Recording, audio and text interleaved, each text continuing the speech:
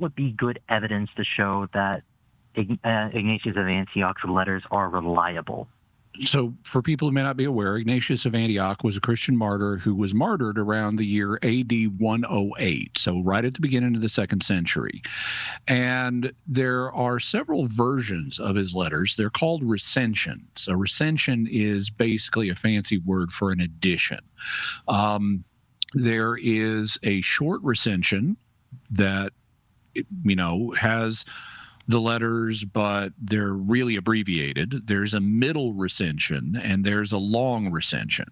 And there are also a few additional letters that are not regarded as being by Ignatius, although some people historically did regard them as being by Ignatius.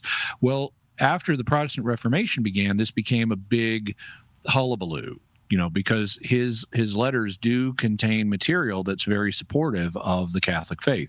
I'm not sure, based on what you said, exactly what your friend's ground for doubting him is, because just because you're martyred, that doesn't mean you didn't write letters. So I don't really see how those are connected. But this got a lot of scholarly attention. And I'm happy to report that by the 19th century, this had largely been sorted out, and not just by Catholic scholars. There were Protestant scholars like J.B. Lightfoot, who was a famous British scholar, also Theodor Zahn, a famous German scholar, also a Protestant.